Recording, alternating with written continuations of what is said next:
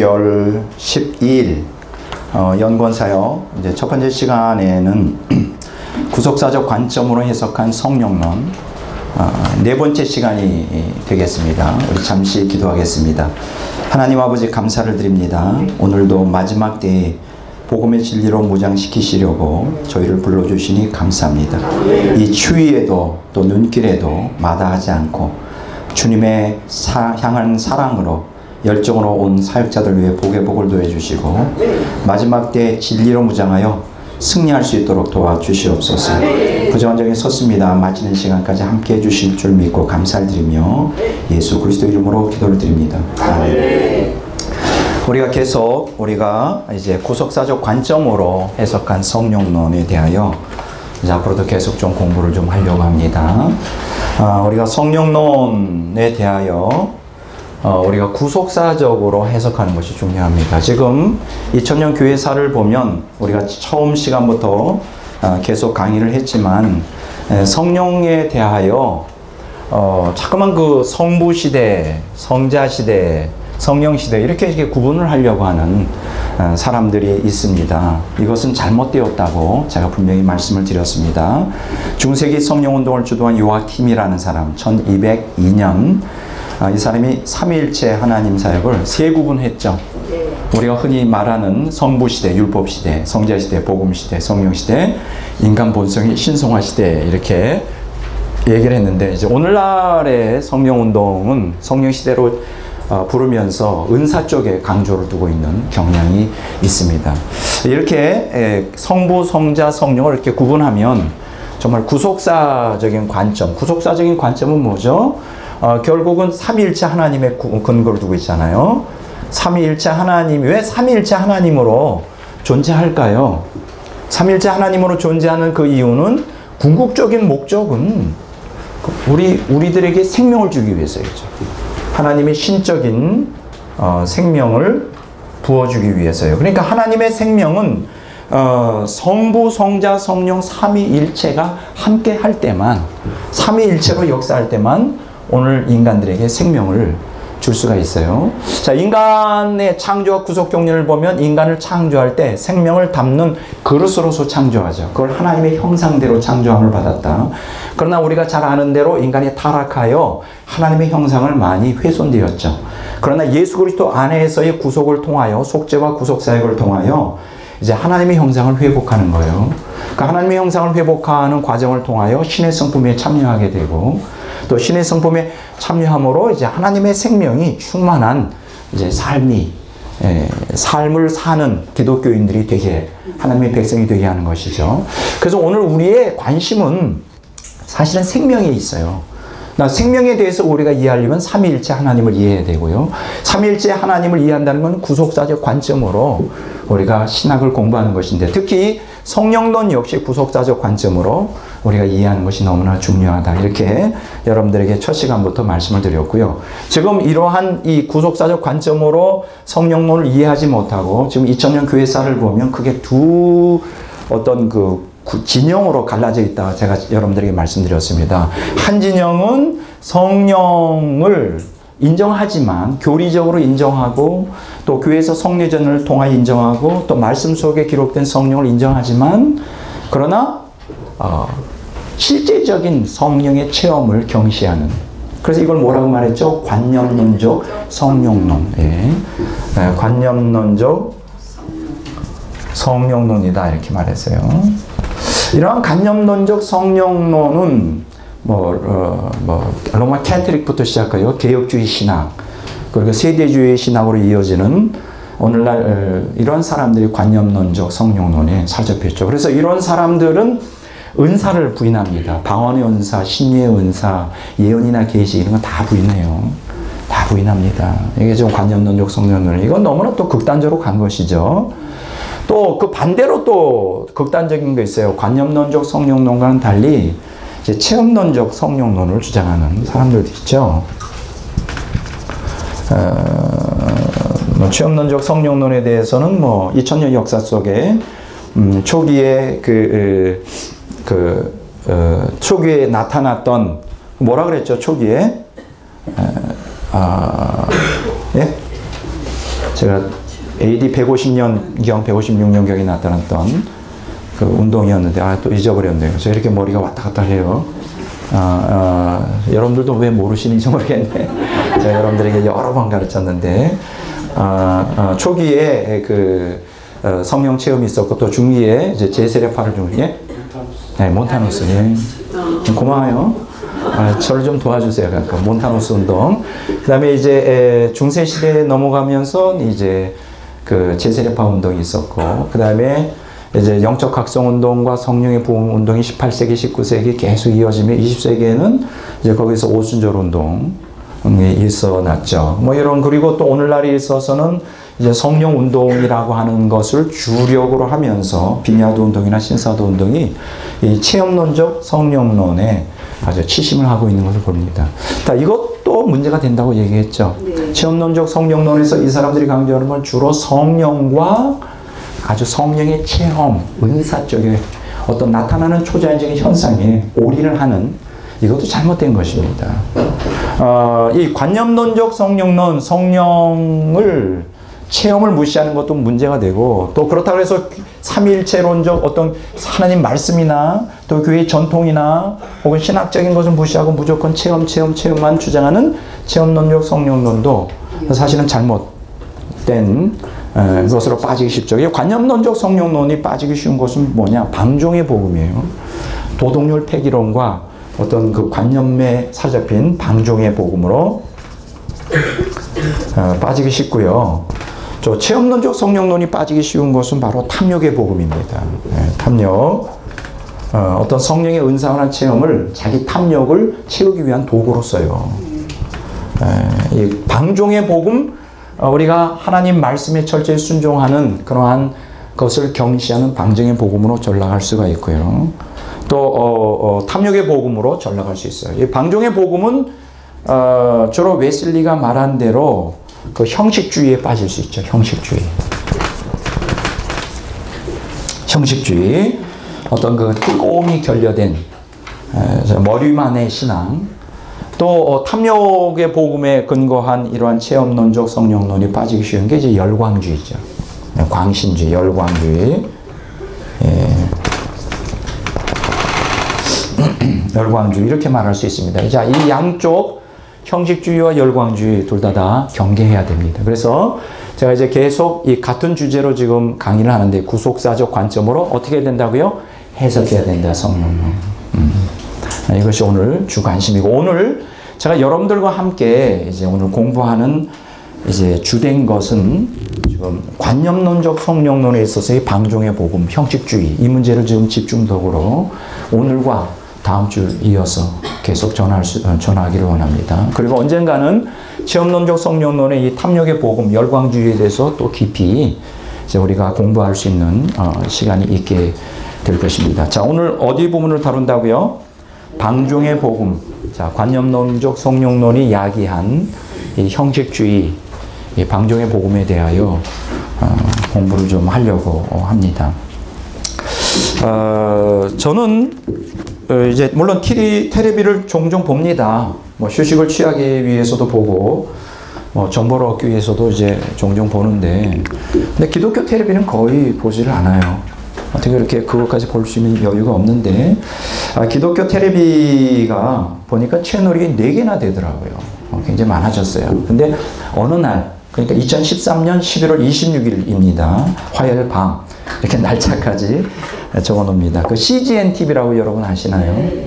이 CGN TV를 보는데, 그 조셉 프린스의 은혜라고 하는 시간이에요. 그러니까 아주 그 목사님이 조셉 프린스인지 모르겠지만은 잘 모르겠어요, 누군지. 근데 어쨌든 조셉 프린스의 은혜라고 하는 그 이제 슬로건이 걸려 있고, 어떤 그 중남미계 라틴 아메리칸 목사님이 이제 설교를 하시는데 아주 그냥 엄청나요.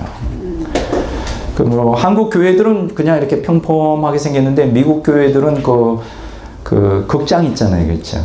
뭐 연극하는 극장이나 이렇게 보면 막 스테이지가 그 의자가 막 이렇게 층층별로 있잖아요.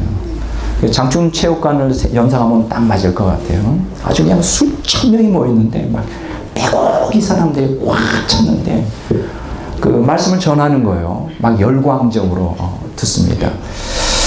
근데 제가 이 조셉 프린스의 은혜라는 시간에 제가 이제 그 설교를 듣고 있는데 설교를 듣는데 뭔가 좀 마음에 참 안타까움이 오는 거예요. 이 목사님이 설교하는 주제가 뭐였느냐면 그때 요한복음 그 21장인가요? 그 베드로에게 이제 소명을 다시 확인하는. 내가 날 사랑하느냐 3번 물어보잖아요. 내 어린 양을 먹여라. 내 어린 양을 치라. 내 어린 양을 먹여라. 이렇게 3번 명령을 하시잖아요. 그 주제를 가지고 설교를 하시는 거예요. 근데 여기서 뭘 얘기하느냐? 베드로가 예수 그리스도의 그 재소명을 받고 그가 변화되어 수제자로서 쓰게 된 근본 원인이 뭔지 아느냐는 거예요.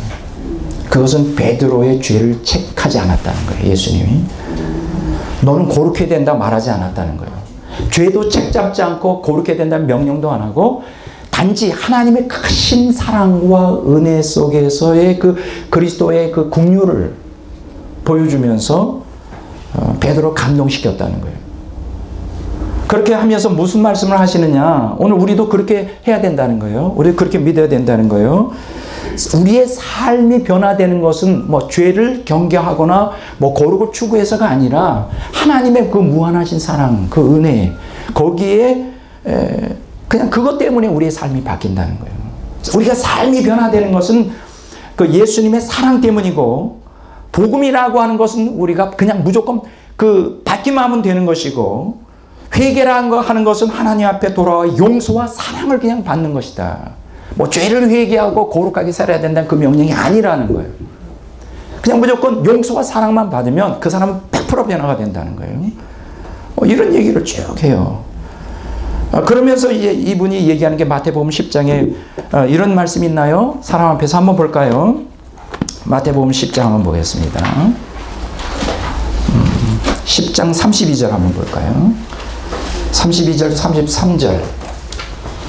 마태복음 10장 32절에서 33절 다 같이 읽어보겠습니다. 누구든지 사람 앞에서 나를 시인하면 나도 하늘에 계신 내 아버지 앞에서 그를 시인할 것이요, 누구든지 사람 앞에서 나를 부인하면 나도 하늘에 계신 내 아버지 앞에서 그를 부인하리라. 이 구절을 읽으면서 뭐라 그러냐? 이것은 그 베드로가 예수님을 부인했잖아요. 그랬죠. 그거하고 맞물려서 말하기를 이거는 그렇게 중요한 말이 아니라는 거예요.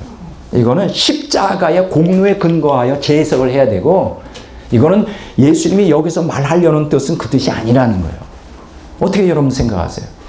사람 앞에서 나를 시인하면 하늘에 계신 내 아버지 앞에서 그를 시인할 것이고, 누구든지 사람 앞에서 나를 부인하면 나도 하늘에 계신 내 아버지 앞에서 그를 부인하리라는 이 엄중한 이 말씀이 십자가의 피공로 때문에 무효가 될 수 있나요?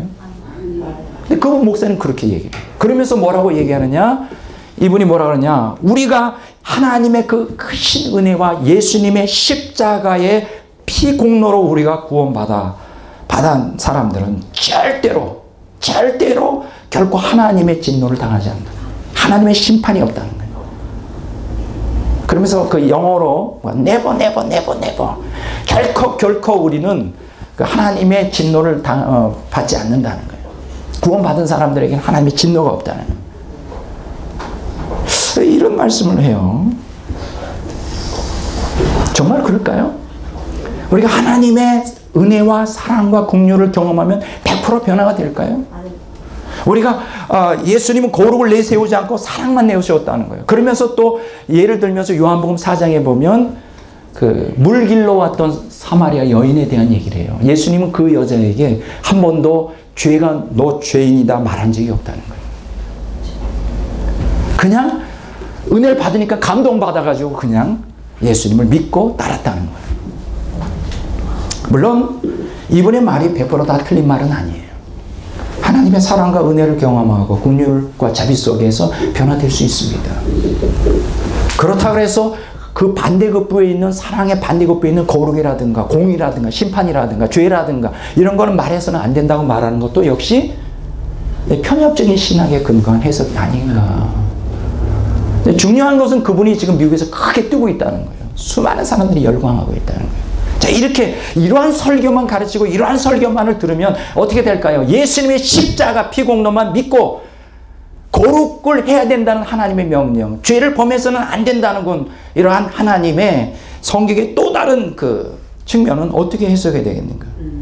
이거는 성도들로 하여금 방종의 복음이죠. 이게 방종한 삶을 살고 하고는 형식주의로 흘러가게 하는, 아, 죄를 져도 되는구나, 예수님이 십자가 피공로 때문에 구원받지 행위로 구원받는 게 아니니까 거룩하게 살 필요 없어, 죄로 두려워할 필요 없어, 이런 방종의 도덕열 폐기론으로 흘러가지 않겠느냐.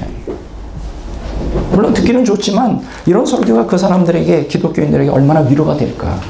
아주 그 듣는 한 시간 내내 텔레비를 보면서 마음이 굉장히 불편했어요. 또 한 분의 제가 그 설교를 이제 유튜브에서 이제 보게 되었습니다. 그분은 사랑침례교회 담임 목사님이세요. 정동수 목사, 조금 이름이 많이 알려져 있는 분입니다. 이분이 무슨 주제로 설교를 했느냐면 구원은 잃어버리지 않는다. 부제 구원의 영원한 안전보장이라는 제목으로 쭉 설교를 했습니다. 근데 이분이 본인 스스로가 말합니다. 자기는 세대주의적 구원론에 근거를 둬서 설교를 한다. 그래서 뭐 신윤이, 방언이니, 뭐 사도신경 이런 건 다 부인을 합니다. 십자가도 없어요, 물론. 그건 그렇게 제가 여기서 이걸 얘기하려는 게 아니라, 구원받는 데는 어떤 선한 행실이 필요 없다는 거예요. 그래서 예수님을 그냥 믿기만 하면 된다는 거예요. 우리가 구원받는 건 예수님의 십자가 피 때문에 구원받기 때문에 구원에 관한 교리, 잘 들으세요. 이분이 뭐라고 얘기하느냐. 구원에 관한 교리는 십자가 사건 이후에서만 찾아야 된다는 거예요. 예수님이 이 땅에 오셨어도 십자가 사건 이전에는 그건 구약시대라는 거예요. 십자가에서 피 흘린 그 순간부터 우리는 아무 공로 없이, 우리의 행위와는 아무 관계없이, 우리가 죄가 많든 적든 아무 관계없이 우리는 무조건 은혜로 예수님의 피 공로 때문에 구원받게 된다는 것이에요. 예수님의 십자가 이전엔 다 구약이라는 거예요. 그 세대주의 신학이 뭡니까? 구약시대는 율법으로 행위 구원을 말하고, 신약시대는 그 하나님의 은혜로 또 믿음으로 구원받는다, 이렇게 가르치잖아요. 그 틀에 의해서 정동수 목사님이 이제 쭉 얘기를 하면서 이런 얘기를 합니다.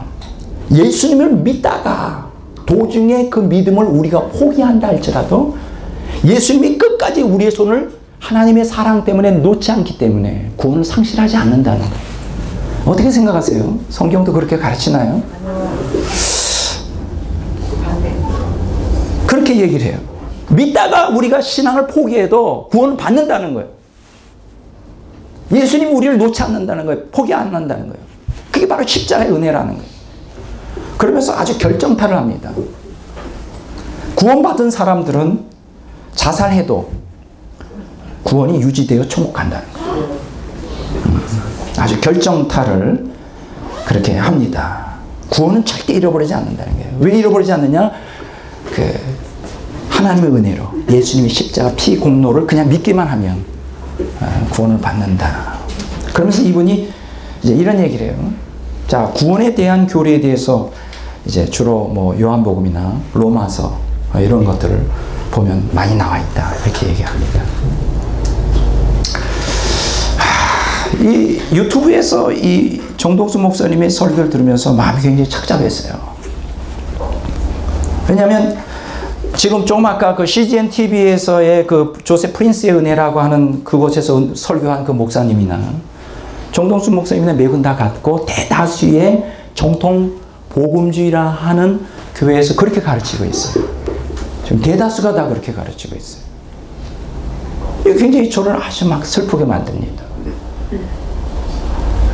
저는 대다수가 지금 복음주의라고 가르치는 이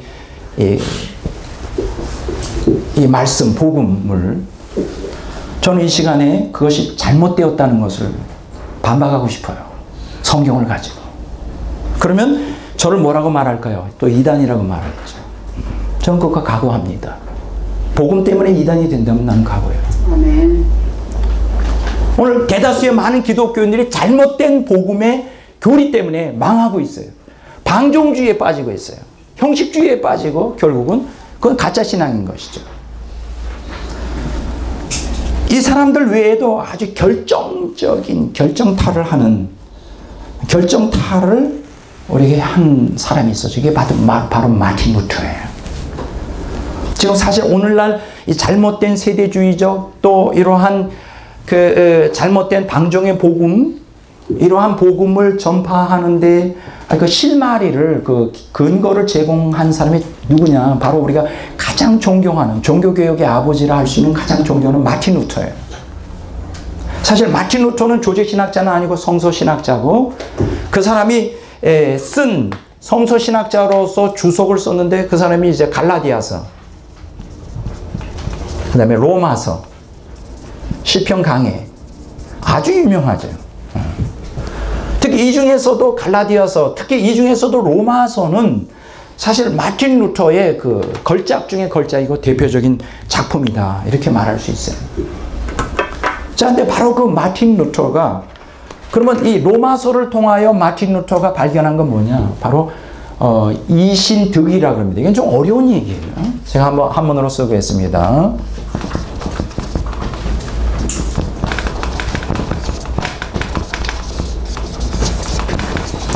자, 이신득이, 한번 따라서 합시다. 이신득이. 이신득이라는 것은 믿음으로 의를 얻는다, 이런 얘기예요. 다른 말로 말하면 칭의다, 이렇게 말할 수 있죠. 칭의.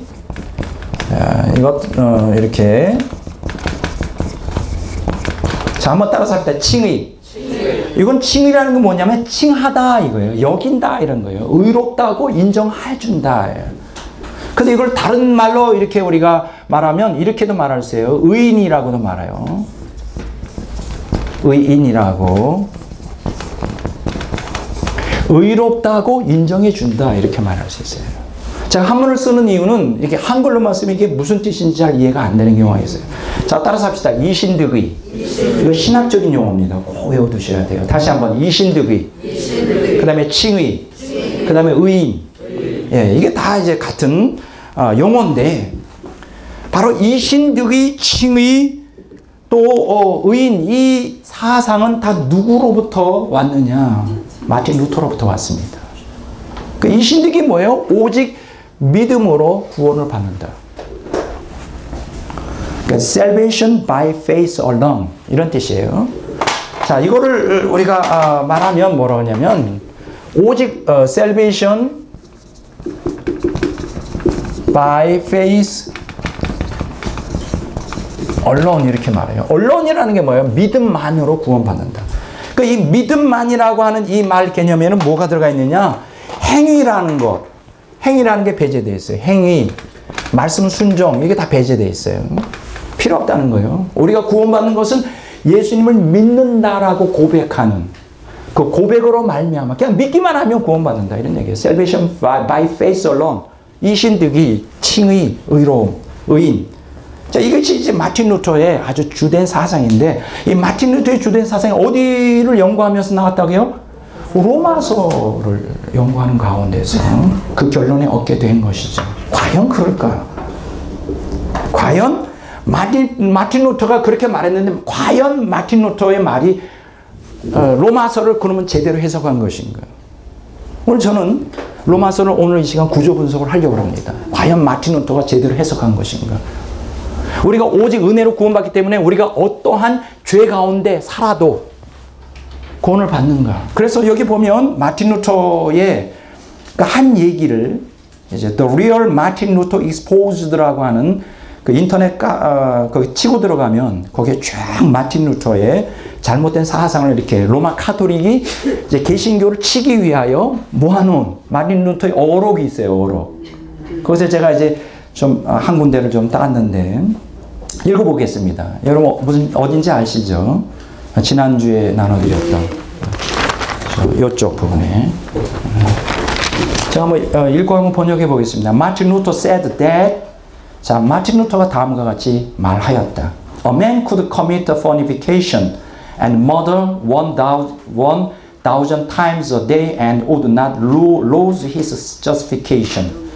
자, 사람이 하루에 1,000번 이상 음행과 살인을 저지른다 할지라도 이렇게 번역할 수 있죠. 그의 칭의를 잃어버리지 않는다. justification, 칭의, 의로움, 의롭다고 justification. 이것도 굉장히 중요한 신학적 용어입니다. 칭의죠, 의로움이죠. 의롭다고 여김 이런 얘기죠. 그의 의로움을 상실하지 않는다. He said this to express his doctrine of justification by faith alone.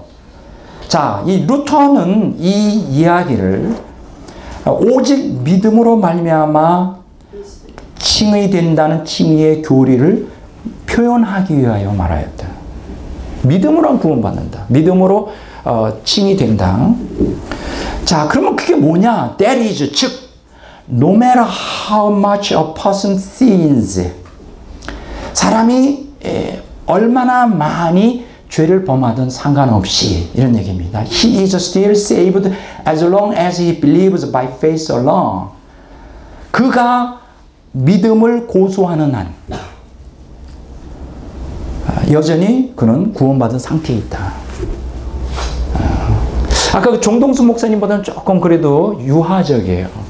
정동수 목사님은 믿음을 포기해도 구원을 상실하지 않는다고 말하는데 이분은 그래도 조금 양심이 있는 것 같아요. 믿음을 고수하는 한 구원은 상실되지 여전히 구원받은 상태에 있다. In the same context, 같은 그가 글을 쓰는 그 본문 맥락 속에서 he declared, 그는 다음과 같이 선언하였다. Be a sinner, 죄인이 되십시오. And sin boldly, 담대하게 죄를 범하십시오. 라고 말했어요. 루터의 작품 안에 있어요. 이게. 거짓말한 게 아닙니다. 자, 이 마틴 루터가 로마서를 연구하면서 또 주석을 이렇게 두꺼운 책을 쓰면서 이 결론에 이른 거예요. 우리가 구원받는 것은 오직 믿음. 우리가 의롭다함을 받고 칭의되고 그래서 구원받기 때문에 우리가 아무리 죄를 범한다 할지라도 구원과는 아무 관계가 없다는 거. 그 결론에 이른 거예요. 마틴 루터가 그 결론에 이른 것입니다. 과연 그럴까요? 과연 로마서가 바울 사도가 그의 의도로 기록한 책일까요? 그거에 대해서 오늘 이 시간에 저와 여러분들이 분석을 좀 해보려고 합니다. 또 오늘 저는 로마서만 가지고도 이 루터의 이러한 잘못된 사상이나 조세 프린스 은혜에서 나온 그 목사님의 그 얘기나 또 정동수 목사님이 한 말을 저는 로마서만 가지고도 반박할 수 있어요. 이 사람들은 잘못 해석한 거예요. 성경을 단편적으로만, 그것도 아주 편협적으로만 로마서를 해석했기 때문에 이런 엉터리 잘못된 구원 사상, 이 루터나 이러한 잘못된 구원 사상 가지고 절대 구원받지 못해요. 내가 분명히 얘기합니다. 루터 자신도 구원을 확보할 수가 없습니다. 이 신앙 가지고는. 정말 문제가 심각한 것입니다. 자, 그러면 성경은 뭐라고 얘기하느냐? 여기에 대해서 반발을 하여 아니다. 그렇게 예수님 믿으면 안 된다. 그것은 성경을 잘못 해석한 것이다 라고 외친 많은 사람들이 있어요. 예를 들면 존 웨슬리 같은 사람이 이런 얘기를 했습니다. 회개는 신앙의 현관이고 예수 그리스도에 대한 믿음 혹은 칭의는 문이고 성결, 성화는 그 신앙 그 자체이다. 자, 이게 무슨 얘기예요? 우리가 그 성경적 신앙을 분석하면 우리가 구원으로 인도하는 성경적 신앙은 뭐냐? 자, 우리가 구원받으려면 단계가 있다는 거예요. 그게 뭐라 그랬죠? 제일 먼저 회개. 이걸 뭐라고 말해요? 요한 웨슬리는 예? 회개. 뭐라 그랬죠? 현관이라 그랬죠. 현관. 여러분, 그 집 안으로 들어가려면 제일 먼저 뭘 통과해야 되죠? 근데 집 안으로 들어가는데 현관으로 통과하지 않는 사람들도 있어요. 창문이나 베란다 타고 올라가. 이건 도둑이죠. 그러니까 정상적으로 우리가 집 안으로 들어가려면 현관을 통해야 되는데 현관이 문과 또 집 안으로 들어가는 그 지름길이죠. 제일 먼저 뭘 해야 된다? 회개해야 된다. 저는 이 문제에 대해서 나중에 제가 아주 집중적으로 다뤄보겠습니다. 그 다음에 회개 다음에 뭐가 있죠? 두 번째 문이 있죠. 그건 바로 믿음이죠. 그렇죠. 우리가 믿음을 가져야 돼요. 요건 뭐라고 말하죠? 문이라고 말해요. 자, 요 믿음에 대하여 요한 웨슬리는 뭐냐? 칭의라고 말합니다. 칭의. 자, 그 다음에 믿음만 가지고 칭의가 끝나는 게 아니죠. 그 다음에 어디로 들어가야 되죠?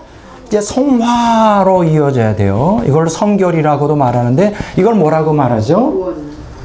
이거는 뭐예요? 성결, 성화는 구원 그 자체. 바로 방이란 말이에요. 방. 내가 들어가려고 하는 궁극적인 곳이 우리가 뭐죠? 현관입니까? 문입니까? 방입니까? 방이죠. 잘 들으세요? 만약 방이 없다면 현관이나 문은 아무 의미가 없는 거예요. 근데 중요한 것은 문이라고 하는 걸 통과하여 방에 들어가는데, 그래서 칭의가 중요합니다.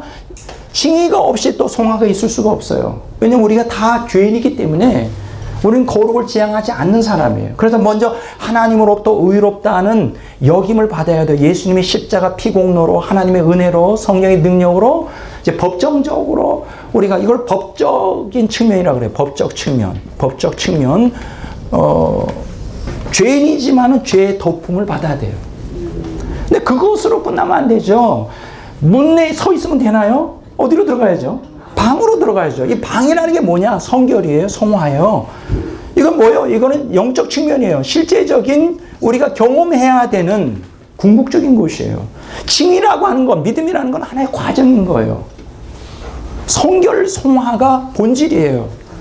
근데 이제 회개라고 하는 현관을 통과하지 않은 믿음이 있을 수 없고, 믿음 없이는 성화가 또 이루어질 수가 없는 거예요. 이게 다 연결되어 있어요. 회개와 믿음과 성화가. 회개와 칭의와 성화가 연결되어 있어요. 근데 여기서 중요한 것은 뭐냐? 웨슬레가 말하고자 하는 중요한 건 뭐냐면 이 영적 측면을 강조하고 있다는 거예요. 구원의 본질은 바로 성화요 성결이라고 하는 거예요. 하나님께서 우리를 구원한다. 그런데 오늘날 많은 분들은 이 방 자체에 관심 없고 문 자체인 칭의에 관심 두고 있어요. 마틴 루터가 구원론은 바로 믿음으로 인한 칭의, 구원을 강조해요. 문, 성화에 대해서는 전혀 관심이 없어요. 오늘 대다수의 개신교인들은 다 어디에 관심이냐? 성화나 성결, 방, 하나님이 우리에게 궁극적으로 원하시는 이 방, 바로 성화, 성결, 구원의 본질되는 성화, 성결에 대해서 관심이 없고 그냥 믿음으로 구원받는다, 칭의된다, 여기에 다 집중되어 있어요. 루터처럼. 그러니까 어떻게 돼요? 믿음으로 구원받는다 그러니까는 관념론적 성령론, 다른 말로 말하면 방종의 복음에 빠지고 형식주의에 빠져서 오늘 대다수의 기독교인들이 형식주의적인 기독교인이라고 말하지만 실제적으로는 가짜 기독교인들이 다수를 차지하고 있죠.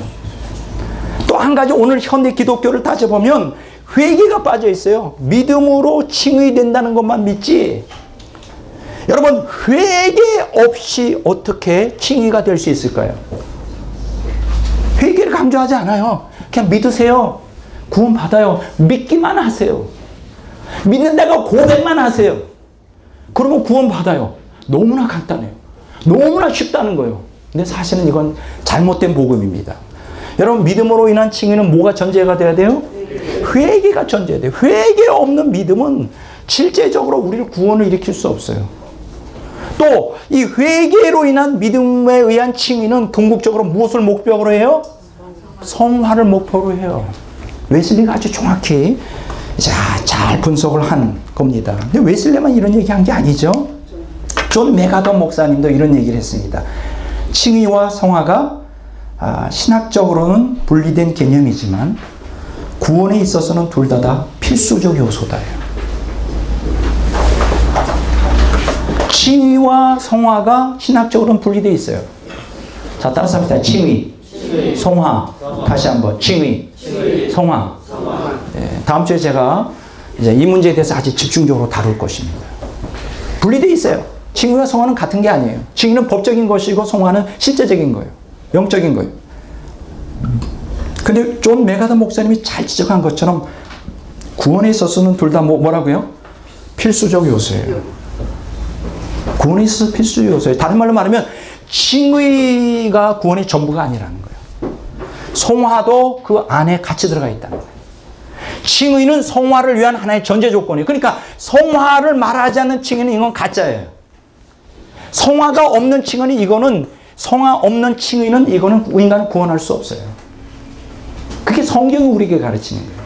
존 메가더 목사님이 정확히 말했어요. 그래서 많은 사람들이 신학자들도 그렇고 많은 사람들이 구원과 성화 이렇게 말합니다. 이거는 잘못 해석한 거예요. 구원과 성화를 갖다가 분리하는 것은 잘못된 거예요. 성화라고 하는 것은 옵션이 아니에요. 구원에 곁다려지는 in addition, 어떤 추가적으로 옵션, 우리가 해도 되고 안 해도 되는 그러한 부분이 아니에요. 사실은 구원 안에 뭐가 포함되어 있을까요? 성화가 포함되어 있어요. 그런데 이렇게 신학자들이나 목사님들 보면 구원과 성화 이렇게 구분합니다. 저도 처음에 신학을 할 때 이게 구분을 안 했어요. 아무 생각 없이 썼어요. 근데 지금은 이렇게 하면 안 돼요. 성화, 구원과 성화 이렇게 하면 안 됩니다. 그냥 구원이에요. 이게 다 하나로 뭐예요? 구원이에요. 구원을 이루려면 뭘 해야 돼요? 성화를 해야 돼요. 이렇게 얘기하면 또 저를 이단이라고 말할 수도 몰라요. 제가 분명히 얘기합니다. 저만 얘기한 게 아니에요.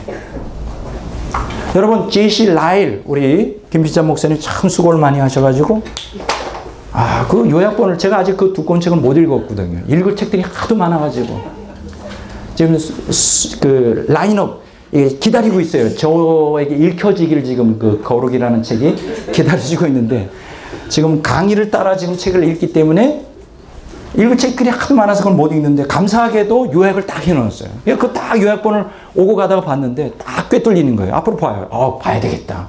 뭐 이런 강력한 열망이 생기는데 J.C. 라일이 무슨 얘기합니까? 이런 얘기를 해요. 존 웨슬리나 존 메가더와 같은 얘기를 합니다. 성화는 중생의 귀결이에요. 다음에 제가 얘기를 합니다. 중생이라는 게 뭘까요? 칭의와 함께 일어납니다. 중생이라는 거듭남이라 이렇게 말해요. 이 중자가 이제 한문으로 이런 자예요. 중생. 이 중인이 뭐예요? 다시, 또 다시, 거듭 이런 뜻이에요. 거듭남 할 때 중생이란 말을 써요. 칭의가 일어날 때 이건 법적인 거, 중생이 일어날 때 이거는 성령의 역사로 말미암아 우리가 이걸 초기적 성화라 그러죠. 나중에 제가 자세히 얘기합니다. 이미 구원을 받는 칭의 순간에 성화가 일어나요. 구원받는 처음 시간에 성화가 일어나요. 그러니까 성화는 구원과 분리되어 있는 게 아니에요. 구원 그 순간에 중생의 역사가 칭의되는 순간에 중생의 역사가 나는데 중생이라는 게 뭐냐? 초기적 성화예요.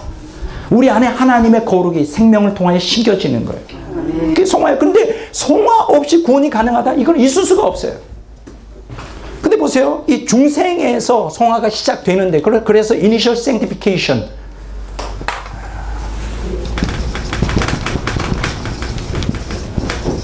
initial sanctification이라 그래요. 초기적 성화라 그래요. 근데 이 초기적 성화는 점지적 성화를 통하여 우리가 완전을 향해 지향하죠. 그래서 J.C. 라일은 이렇게 얘기했어요. 성화는 중생의 뭐라고요?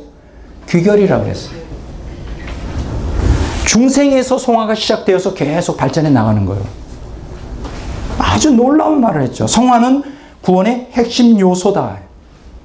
아주 놀랍죠. 내가 구원받았다고 말할 때는 예수님 믿고 의롭게 탔다. 믿음으로 예수님 믿고 의롭게 탔다. 그것만 가르치면 안 되는 거예요.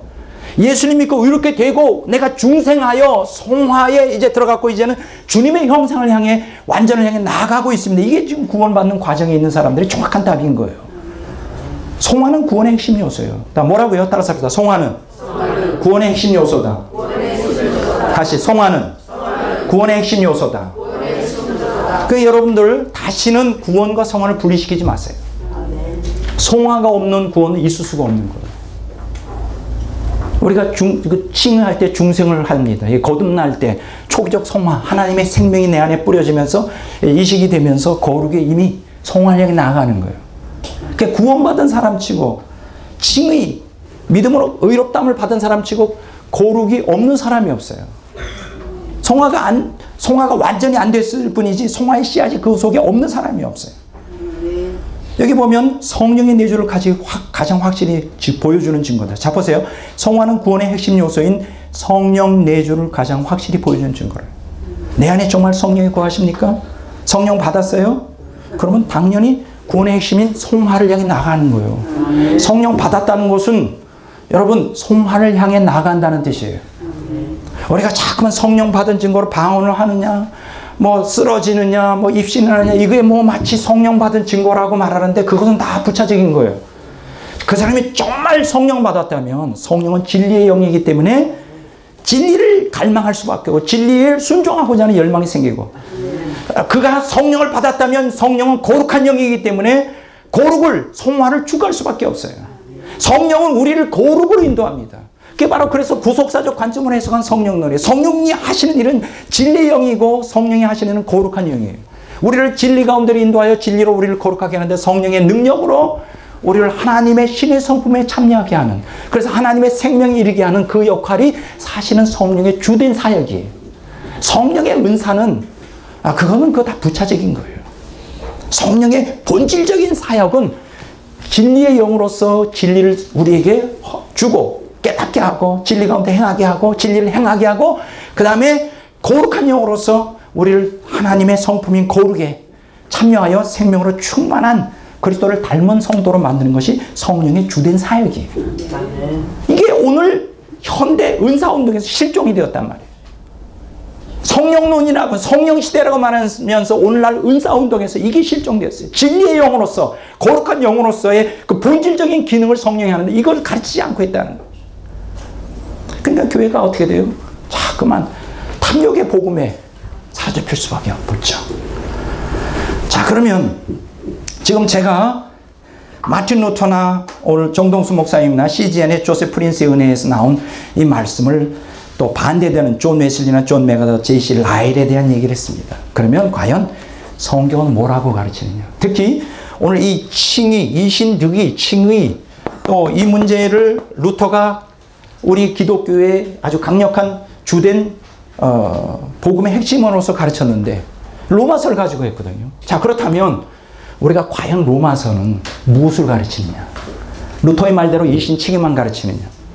아니면 뭐 제시 라일이나 뭐 존 메가더나 웨슬리가 말하는 것처럼 칭의뿐만 아니라 성화도 가르치느냐? 이걸 지금 오늘 저와 여러분들이 공부하는 주된 내용의 핵심이 되는 거예요. 그래서 여러분들이 지난주에 나눠드린 이 자료를 이제 지금 왼쪽부터 보고 이제 강의를 시작하도록 이렇게 하겠습니다. 자, 그 로마서는 여러분들이 잘 아시는 대로 1장에서 16장까지 되어 있죠.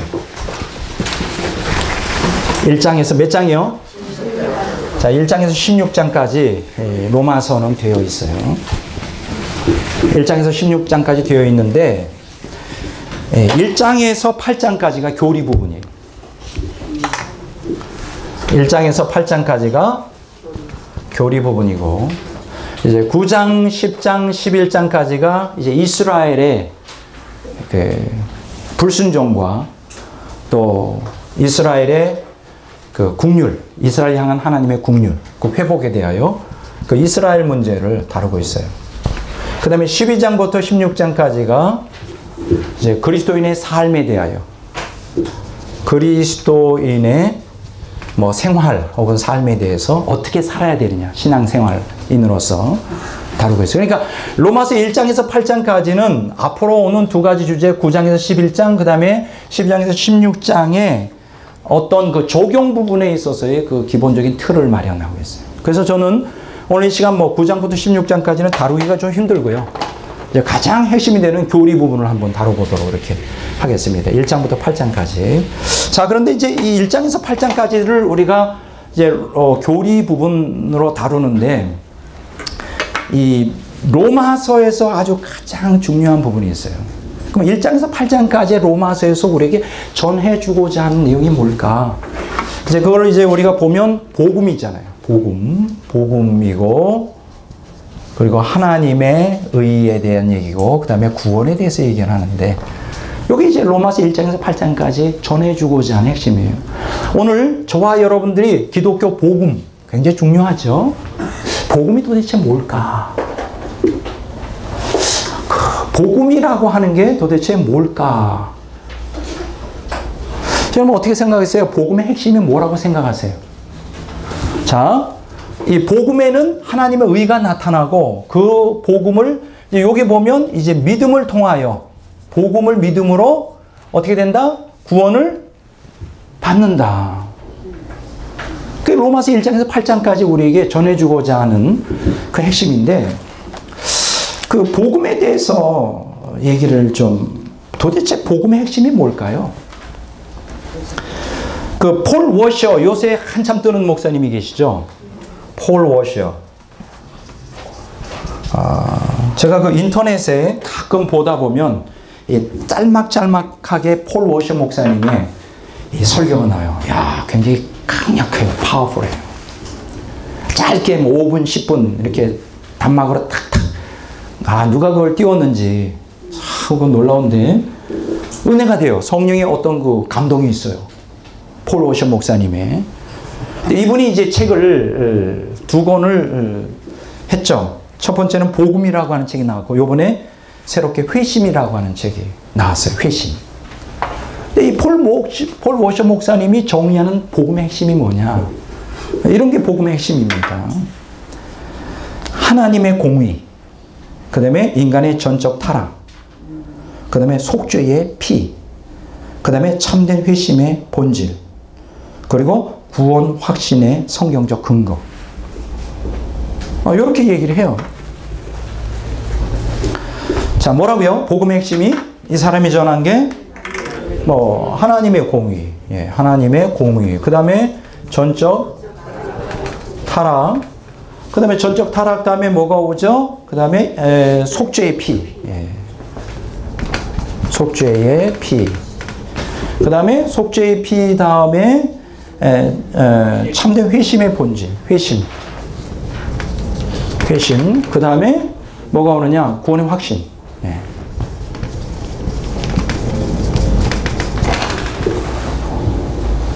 지금 5가지를 지금 복음의 핵심이라고 폴 워셔 목사님이 말했어요. 이 말이 맞습니까? 틀립니까? 맞는 얘기죠. 틀린 말이 아닙니다. 하나님의 공의, 그렇죠. 전적으로 인간은 타락했어요. 그래서 공의 때문에 인간을 심판할 수밖에 없잖아요. 심판받지 않게 하기 위해서 누굴 보냈어요? 이 땅에? 예수님을 보냈어요. 그래서 피 흘려 죽게 돼요. 속죄의 피. 속죄를 한 거죠. 그리고 그걸 회심이 뭐예요? 믿음. 속죄의 피를 우리가 믿을 때 구원의 확신을 받는다. 틀린 말이 아니에요. 사실 우리가 전해야 될 이 중요한 내용을 폴 워셔 목사님이 말한 거예요. 그럼 여기서 폴 워셔 목사님이 한 가지 더 추가적으로 말씀하시는 게 있어요. 우리가 구원받기 위해서 속죄의 피만 필요한 게 아니라 회심하는데 믿음이 있어야 되는데, 여기서 중요한 게 뭐냐? 회개라는 거죠. 회개 안 하면 안 된다. 회개를 강조합니다. 맞아요? 틀려요? 맞는 얘기죠.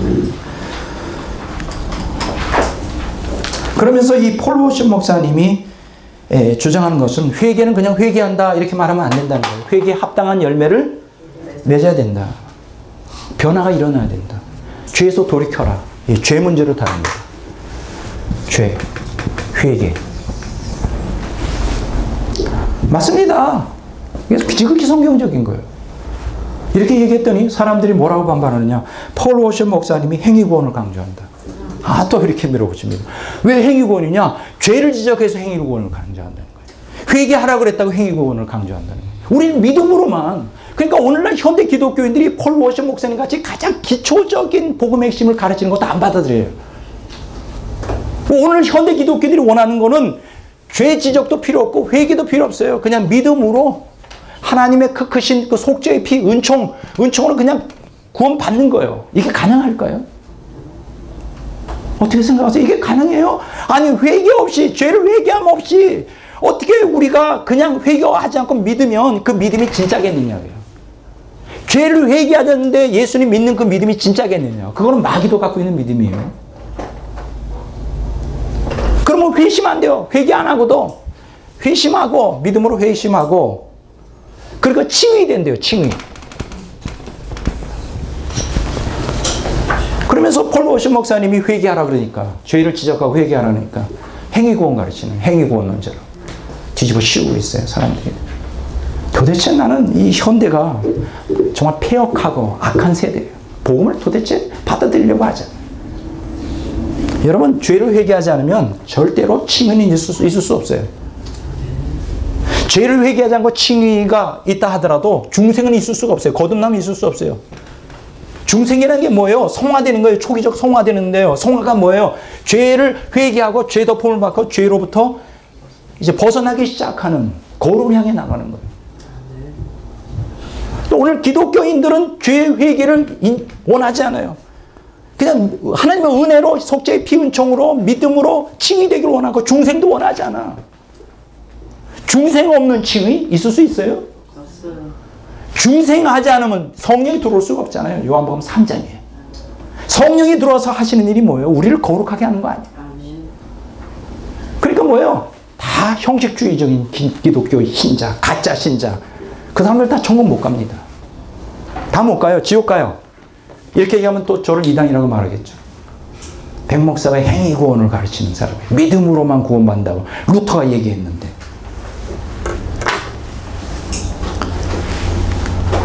이 폴 워셔 목사님은 변화를 요구하고 있어요. 열매 맺는 삶으로 이어져야 된다. 근데 폴 워셔 목사님께 좀 부족한 게 뭐냐? 이분은 청교도 영성을 갖고 있어요. 청교도들이 이렇게 가르쳤거든요. 죄를 회개하라. 더 나가야 돼요. 뭘로 더 나가야 될까? 성화로 나가야 돼요. 성화로 나가기 위하여 격렬한 영적 투쟁을 하면서 말씀 순종으로 나가야 되는데 그것까지는 폴 워셔 목사님이 다루질 않고 있어요. 좀 안타까운 부족함이 있지만 그래도 이분이 어디예요? 이렇게 전하는 사람이 거의 없으니까.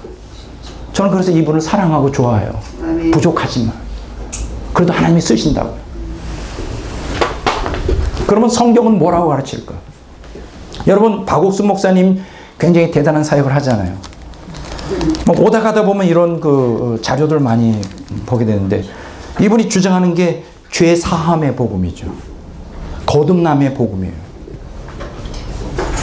사실 오늘 현대교회가 죄 사함이니 거듭남이니 조차도 말을 안 해요. 물론 이분이 박옥순 목사님이 이단으로 몰려있지만은 이단으로 몰려있는 박옥순 목사님의 수준도 안 돼요. 오늘 현대 기독교가. 죄 사함을 얘기 안 해요. 그냥 교회생활 열심히 하면 구원받는다고 얘기해요. 그냥 목회에 필요한 교인들로만 양성해요. 하나님 앞에 바로 서 있는 교인들로 성숙을 시키지 못하고 목사에게 말 잘 듣는 교회에 말 잘 듣는 그 교인으로만. 그게 오늘 대다수의 현실이에요. 교회에 가서 예배드리고 11조하고 봉사하고 전도하고 기도하면 다 된다, 다 구원받는다, 복받는다 이렇게만 가르쳐요. 많은 분들이 이건 아니에요. 그러니까 오늘 박옥순 목사님이 이단으로 몰려있지만은 또 이단적인 요소가 없는 게 아니에요. 이게 좀 안타까워요. 좀 전하려면 제대로 좀 전하면 좋겠는데 좀 어중간하게 전해요. 어중간하게. 루터와 세대주의 신학의 근거를 두고 있어요. 루터와 세대주의 신학의 근거를 두어서 죄사함의 복음, 거듭남의 복음은 참 좋은 얘기죠. 거듭나야 된다. 얼마나 좋아요. 죄사함을 받아야 된다. 얼마나 좋아요. 근데 여러분, 다음 주에 제가 얘기했잖아요. 죄사함은 반드시 뭘 통과해야 되느냐. 죄를 회개하지 않으면 죄사함이 있을 수 없어요. 제가 분명히 말씀드려요. 근데 박옥순 목사님 회개에 대해서 얘기를 안 하는 거예요. 얘기하는지 모르겠네요. 미안한데. 좀 그분이 하시면 저한테 좀 알려주셔요. 구원 받기 때문에 안 하죠. 죄 회개를 얘기 안 하는 것 같아요. 그리고 또 한 가지 문제가 되는 거는 거듭날 때 죄가 완전히 다 제거된다는 이것도 아니죠. 오늘 로마서를 보면 이제 공부가 되게 돼요. 구원이 어떻게 이루어지는가. 그게 좀 안타까워요. 좀 전하려면 제대로 좀 전하면 내가 아무리 이분이 이단으로 몰려도 난 이분 편에 쓰겠는데 너무 부족하다 보니까 설 수가 없어. 옹호해 줄 수가 없어. 왜냐면 그렇게 믿어가지고는 또 되는 게 아니잖아요. 그러면 과연 성경은 뭐라고 얘기하느냐. 오늘 제일 구원에 대하여, 복음에 대하여, 하나님의 의에 대해서, 구원에 대해서 가장 집중적으로 다루고 있는 게 균형 있게 다루는 게 로마서잖아요. 그럼 로마서는 과연 뭐라고 우리에게 얘기해 주고 있느냐. 자, 로마서 1장에서 8장인데 8장 29절에서 30절에 보면 바울 사도의 로마서에 게시된 구원의 황금 사슬이라고 해요. 또 Golden Chain of Salvation. 로마서의 그 구원의 순서, The Order of Salvation, 구원의 순서가 아주 정갈하게 이제 잘 표현이 되어 있어요. 한번 읽어보도록 하겠습니다. 로마서 1장에서 8장까지가 교리 부분인데 그 중에서 하이라이트, 절정, 막 바울 사도가 막 그 절정을 향하여 클라이막스를 향해 가면서 부르짖었던 그 구원의 순서, 구원의 황금 체인이 어디 있는가? 그 이제 로마서 8장 29절에서 30절입니다. 한번 읽어보도록 하겠습니다. 자, 다 같이 한 목소리로 읽습니다. 우리가, 자, 찾으셨어요? 로마서 8장 28절로 30절까지 읽겠습니다. 우리가 알거니와 하나님을 사랑하는 자 곧 그의 뜻대로 부르심을 입은 자들에게는 모든 것이 협력하여 선을 이루느니라. 하나님이 미리 아신 자들을 또한 그 아들의 형상을 본받게 하기 위하여 미리 정하셨으니 이는 그로 많은 형제 중에서 맏아들이 되게 하려 하심이니라. 또 미리 정하신 그들을 또한 부르시고 부르신 그들을 또한 의롭다 하시고 의롭다 하신 그들을 또한 영화롭게 하셨느니라. 예. 지금 조직신학의 구원론에 있어서 가장 오늘 구원 순서라고 말하죠. 구원 순서. 따라서 합시다. 구원 순서. The order of salvation. 구원 순서를 가장 잘 정리해 놓은 게 바로 로마서 8장 29절에서 30절이에요. 자, 그러면 이 내용이 뭘까요? 자, 하나님이, 자, 보세요. 미리 아신 자들. 자, 구원의 순서가 뭘까요? 그 예지죠. 하나님은 미리 알고 계셔요. 과거, 현재, 미래를. 미리 아신 자들을 그 아들의 형상을 본받게 하기 위하여 미리 정하셨으니 이게 예정이죠. 예지, 예정. 전 예정 믿습니다. 전 감리교도들도 예정을 믿어요. 그런데 전제 조건이 있죠. 칼빈주의자들은 예지가 빠진 예정을 믿지만 저는 예지 예정을 믿습니다. 여기 알미니안주의하고 차이가 있어요. 칼빈주의자는 예지가 없는 뭐를 믿어요? 예정만 믿고, 알미니안주의는 예지, 예정. 왜냐면 성경대로. 하나님, 예지가 없어져 버리고 예정만 믿으면 이거는 운명론이 돼버려요. 하나님이 일방적으로 지옥 갈 사람과 천국 갈 사람을 결정해 놓는다는 이 배자의, 그 칼빈의 그 수제자인 배자가 주장하는 이 운명론에 빠지기 쉬워요. 예지, 예정을 믿어야 되죠. 미리 아신 자들을 미리 정하시고, 또 미리 정하신 자들을 어떻게 해요? 부르시고, 이걸 소명이죠. 구원으로의 소명. 부르신 것들을 어떻게 해요? 의롭다, 의로움. 의롭다 하신 자들을 영화롭게 하셨다. 이게 구원의 순서예요. 근데 여기서 중요한 것은 의로움이 두 가지로 구분이 돼야 돼요. 하나는 칭의, 두 번째는 성화예요. 이 영화는 뭡니까? glorification, 영화는 바로 우리가 몸이 구속을 받는, 뭐 천국 갈 때나 부활할 때에 이제 영화된다. 그러면 의롭다 하는 건 이거 뭐예요? 칭의와 성화가 같이 들어가는 거예요. 칭의 때는 뭐예요? declaring righteous. 그래서 의롭다고 선언해 주는 거예요.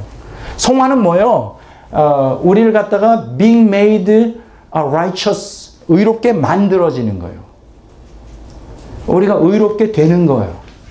의로워지는 거예요. 여기에 대해서도 제가 다음 주 잠깐 하는데 오늘 다 여러분들에게 말씀드릴 수 없으니까 다음번에 자세하게 설명을 하겠습니다. 오늘 대다수의 기독교인들은 이 칭의에 집중되어 있죠. 루터도 칭의에 집중되어 있고, 사실은 의로움이라고 할 땐 칭의만 얘기하는 게 아니라 의로움에는 의롭게 되는 making righteous, 우리를 의롭다고 의롭게 만드는, 실제적으로 칭의라는 건 죄를 덮어주는 거예요. 죄 사함이에요. 죄만 사함 받아서는 안 돼요. 죄의 제거까지 가야 돼요. 이 죄 제거, 죄에서 해방되는 것, 이게 성화죠. 그러니까 이 의롭게 한다는 거 안에 칭의와 성화가 같이 들어가 있는 거예요. 그 다음에 영화가 있는 거예요. 자, 보세요. 한번 따라서 합시다. 구원의 황금 체인. 따라서 봐. 예지, 예정, 소명, 의로움. 그 의로움 안에 뭐가 들어가 있다고요? 칭의와 성화들. 그 다음에 궁극적으로 구원이 완성되는 영화, 몸의 구속. 아주 바울 사도가 잘 얘기했어요. 자, 그러면 여기에서 골든 체인이라고 하는 예지, 예정, 소명, 의로움, 영화, 이것은 도대체 무엇을 위한 것이냐? 인간의 구원을 위한 이 과정, 전 과정은 무엇을 위한 것이냐? 29절에 나오죠. 그 아들의 형상을 본받게 하기 위해서 이 과정이 필요한 것이다.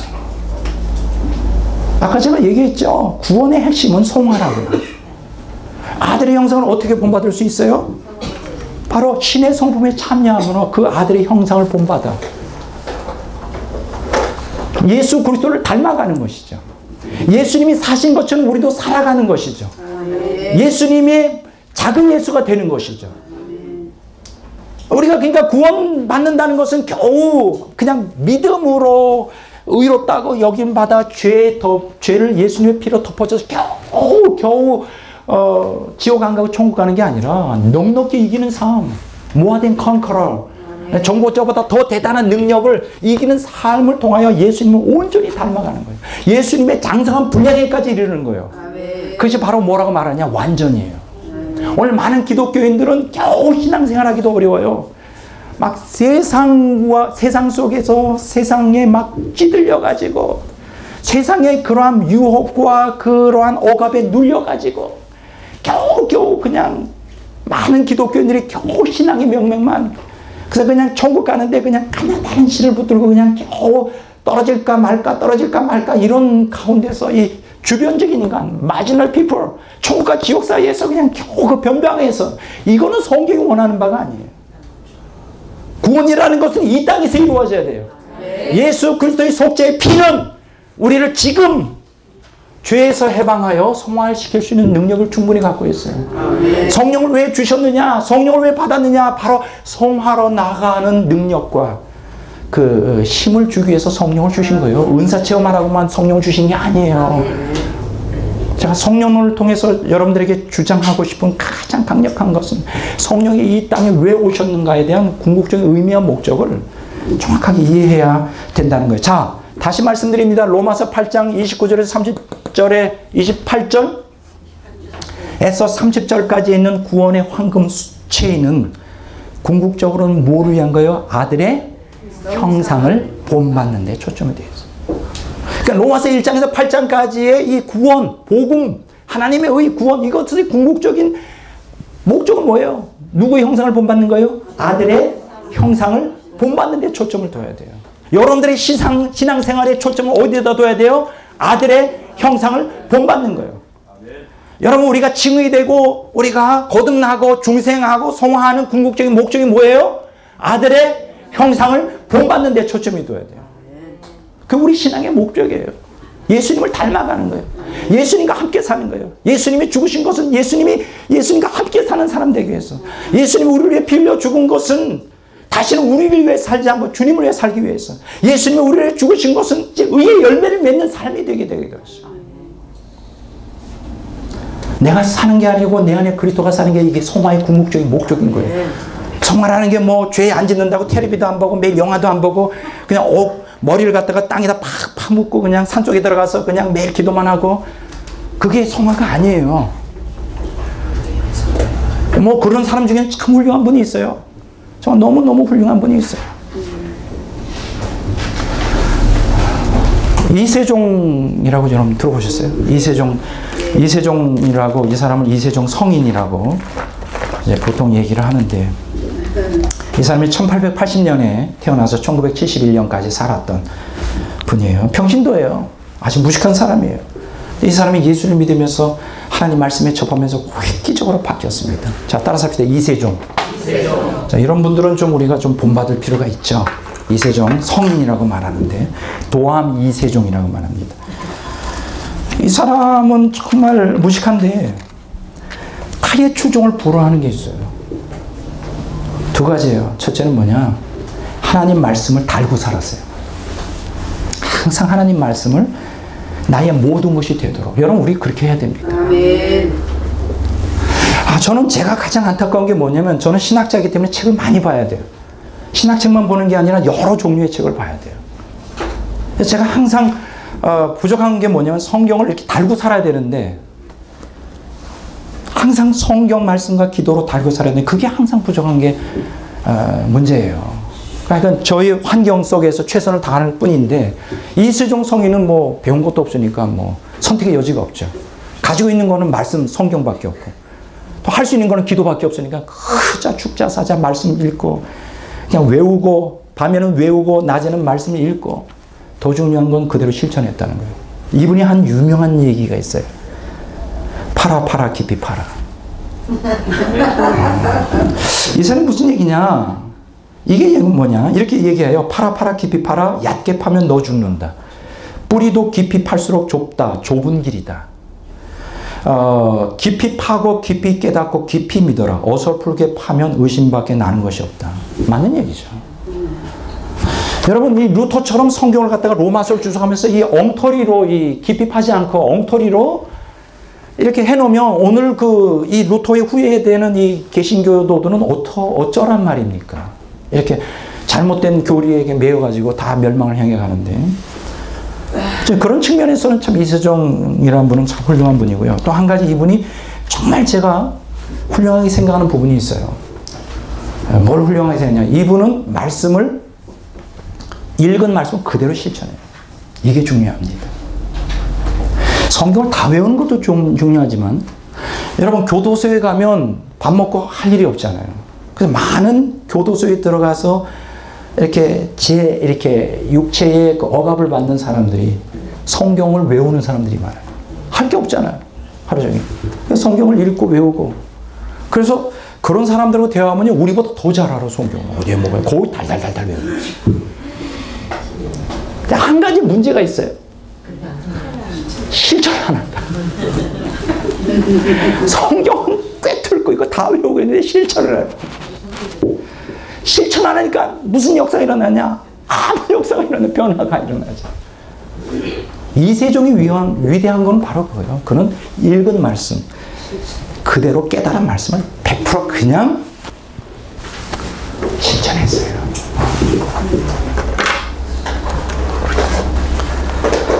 이런 얘기가 있죠. 이세종 성인에 대한 얘기인가요? 아마 하도 이 사람이 예수 믿기 전에는 아주 원래 돈을 많이 벌었던 사람이에요. 일도 많이 성실하게 하고. 예수 믿은 다음에 다 성경대로 다 털어서 가난한 자 나눠주고 청빈하게 살았는데, 이 사람이 이제 그 동네에서 너무나 바보 짓을 하는 거예요. 그렇잖아요. 우리 예수 믿고 은혜 받고 성화되면 약간 얼때 보이잖아요. 세상적으로 약간 이렇게 바보스럽게 보여요. 그러니까 그 동네 사람들이 이제 놀리려고, 야, 일로 와. 이세종한테 일로 와. 너 내가 좀 일 때문에 저기 마실 갔다 올 텐데 너 거기 잠깐 있어. 그리고 새끼줄로 묶어놨어. 내가 올 때까지 꼼짝하면 안 돼. 나무에다가. 그 사람은 이제 농담을 한 거죠. 웃기느라고. 그런데 이제 하루 종일 이 사람이 이제 일을 보고 이제 해가 니우니우 이제 떨어지면 집에 들어가야 되니까 가는데 여전히 이세종이가 소나무에 거기 이렇게 밧줄 묶고 그대로 서 있는 거예요. 놀란 거는 이세종이가 이 사람이 더 놀란 거예요. 아니, 너 뭐 하고 있냐? 그랬더니 이세종이 하는 얘기가, 당신이 나보고 여기에 서 있으라고 하지 않았냐, 묶인 채로. 올 때까지 꼼짝하지 난 그대로 순종했을 뿐이다. 무슨 얘기인지 아세요? 오늘 우리 현대 기독교인들이 왜 변화가 일어나지 않을까? 말씀을 읽는데도 왜 변화가 일어나지 않을까? 순종을 안 해요. 너무 우리가 똑똑해. 하나님보다 더 똑똑해. 우리는 읽으면서 다 판단해. 내가 분별을 다 해버려. 영적으로. 요 말은 내가 받아들여. 요것도 부분적으로 받아들여. 이건 도대체 이건 불가능 속의 가능성이야. 이거는 신학자적으로 불가능성의 가능성이야. 안 돼. 나는 그냥 내 머리로 판단해서 받아들일 것과 안 받아들일 거를 그냥 선별해서 받아들여. 그럼 역사가 일어나지 않지. 하나님은 어떤 사람을 통하여 역사를 하느냐? 그냥 순종하는 사람. 그냥 말씀을 그냥 믿고 행할 때 역사가 일어나요. 그럴 때 소망가 돼요. 제가 이세종 성인을 갖다 위대하게 보는 것은 그가 말씀을 다 외워서가 아니에요. 말씀을 외우는 사람은 세상에 부직이 있어요. 근데 이세종 성인이 위대한 거는 말씀에 그대로 읽고 100% 그냥 무릎 꿇고 순종했다. 바로 그렇게 해야 돼요. 저와 여러분들이 그렇게 해야 돼요. 제가 연구원 사역을 하면서 가장 두려워하는 게 뭐냐? 이 말씀만 듣고 머리만 커져가지고 말씀에 순종하지 않는 사람은 가득 찰까 봐요. 그러면 연구원 할 필요가 없어요. 율법주의자, 바리새인 만드는 거예요. 말씀에 순종합시다. 머리로 하지 말고 마음으로 그냥 순종해요. 저도 그렇게 해야 되죠. 여러분들도 그렇게 좀 하세요. 그러면 변화가 일어나요. 우리 현대 기독교인들이 왜 그렇게 수없이 많이 설교를 듣고 그렇게 수없이 많이 성경을 읽는데 왜 변화가 없느냐? 순종 안 해서 그래요. 세속적인 마인드가 나를 장악하고 있어요. 하나님 말씀이 아니라. 자, 다시 본론은 넘어옵니다. 로마서 1장에서 8장까지가 복음이고 또 구원을 말해주는데 그 핵심이 뭐라고요? 아들의 형상을 본받는 거예요. 여러분의 신앙의 핵심이 아들의 형상을 본받는, 예수 그리스도의 형상을 본받는, 예수님의 성품을 본받는 자가 되어야 돼요. 예수님이 되어야 돼요. 예수님으로 가득 차야 돼요. 그게 우리가 신앙생활하는 그 목적이고 우리가 성화를 위하여 이렇게 제가 회개하고 죄를 회개해야 되고 성화를 주장하는 그 핵심은 예수님이 형상을 본받는 거예요. 예수 믿는 사람의 증거가 뭐예요? 그가 불 받았다는 게 증거예요? 환상을 본 게 증거예요? 아니에요. 예수님을 믿는 사람의 증거가 뭐로 나타나야 돼요? 예수님의 향기가 그의 성품에서 말과 행동으로 나타나야 된다. 예수님이 그 사람 보면 예수님 보는 것 같아야 된다는 거예요. 그게 없다면 그건 가짜란 말이에요. 예. 자, 그러면 로마서 1장에서 8장까지 뭘 얘기해 주고 있느냐. 이제 지금부터 이제 로마서 1장에서 8장까지 구조 분석을 좀 해보도록 하겠습니다.